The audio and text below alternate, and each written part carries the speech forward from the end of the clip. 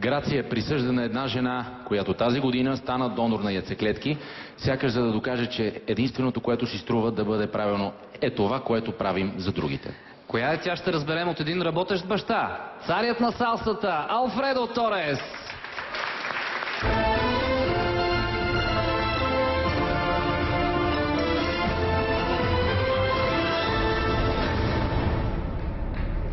Viva Cuba Libre!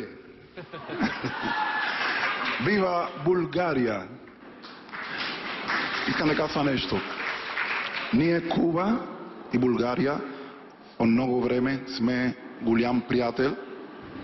Много сме заедно винаги, преди време на Тодор Живко и Фидел Кастро. А всичко това се получава среди толеранция. Нали? Така.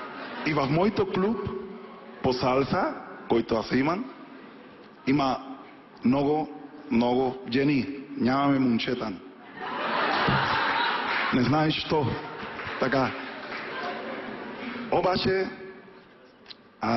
тези година ние, нашото клуб се представя на световно по латино танци. Представяме България и Куба. Добре. Искам да казва победителна... Ела, бебе. Иска да го казва ти? Да или не? Добре. Милена Сладкова.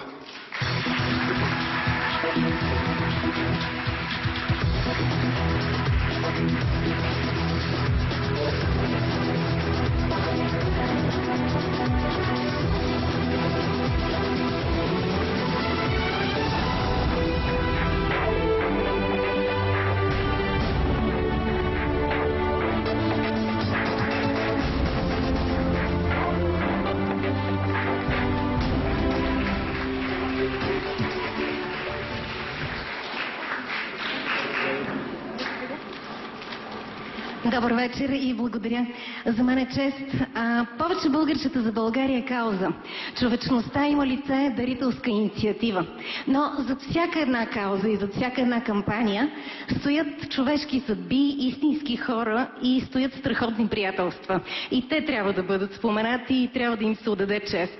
Искам да изкажа възхищението си към целия екип на списание Грация за енергията и за любовта, с която подкрепят толкова каузи през годините, за Поля Александрова и за Златина Георгиева, която с толкова любов писа за донорството, а също така и за една кауза, която стана възможна буквално благодарение преди дни също и на момичетата от екипа на списание Грация. Това е първата бъбречна биопсична лаборатория в България, която се намира в клиниката